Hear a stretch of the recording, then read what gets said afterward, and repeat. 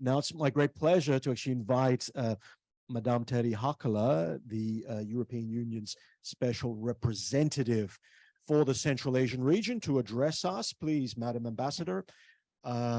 You are, of course, please, please, please, please. I was just going to add that you're, I see, very, very experienced. So please, the floor is yours. Thank you, Chair. Thank you for inviting me, and thank you for all organizers of this event. I think it's very timely. Dear colleagues, online and here in the room, my dear brothers from Central Asia, and dear friends. On behalf of the European Union, I would like to welcome you also to this event. And I think, as I said, it's very timely because we talk a lot about energy, but I think it's very good to have a regional approach. Of course, my mandate is regional. As you mentioned, I have a special mandate, and this is why I'm going to address the region more than individual countries. But as we heard already from my friends in Central Asia, that Central Asia has huge resources, huge energy resources, big opportunities, but also challenges. And those challenges, I think we have to face together. And this is exactly what the European Union tries to do. Central Asia's rapid economic growth results in expanding energy demand. And while there is these huge resources, we have to understand that the challenges of climate change are becoming increasingly apparent.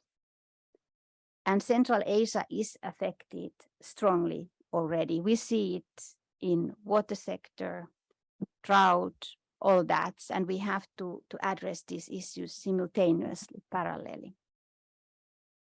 When we talk about ensuring energy security, we have to also talk about clean and sustainable energy.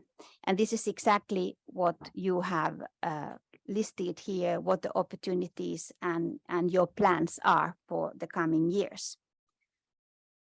Green transition is an urgent global imperative, and it's crucial that we join forces to achieve this shared objective, especially in the face of climate change. In the European Union, we see the climate change as a global threat, but the green transition as an economic opportunity. Developing a climate-neutral economy will provide important opportunities, notably for energy security, economic transformation, jobs, and growth. That is why the European Union's European Green Deal is both our vision for a climate-neutral continent and sustainable growth strategy, as well as a roadmap for concrete action. And this also applies to Central Asia. In Central Asia, the European Union supports and encourages a clean energy transition and decarbonization by developing renewable sources, improving energy efficiency, and modernizing infrastructures in accordance with our EU Central Asia strategy and the Global Gateway Initiative. Excuse me. And these are discussed on every level. As our colleague from Uzbekistan, Ambassador Hakimov, was mentioning, this was also very much on the agenda of the leaders of Central Asia and EU a month ago in Cholponata. Under the Team Europe initiative on water, energy, and climate change, we have combined 700 million euros in ongoing and newly adopted projects and investments in the region. This is from the European side. The aim of this initiative is to improve regional integrated water and energy resource management while making it sustainable, and at the same time invest into the green transition of the region.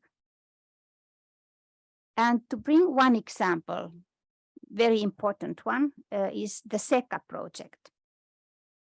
It means EU support to sustainable energy connectivity in Central Asia. You have to get used to these abbreviations when we talk about all our projects also in Central Asia. This project aims at promoting a sustainable energy mix in Central Asian region. In particular, it supports countries to harness the excellent renewable energy potential and implement most relevant energy efficiency measures.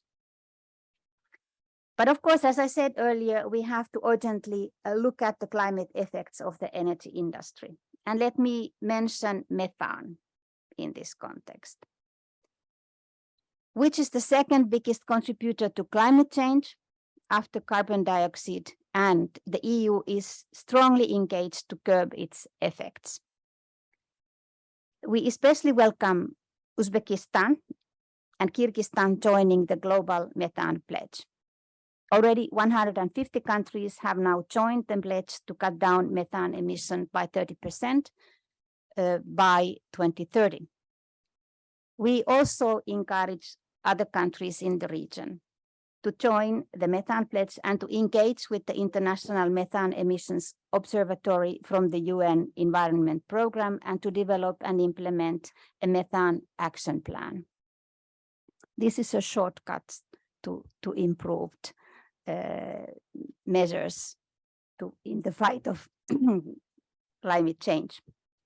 To conclude, I think it is also important to mention the key underlying role of connectivity in and with Central Asia, which plays an important role for the potential of our two regions to together diversify and green our energy sources and production. Exactly the examples you were giving earlier today.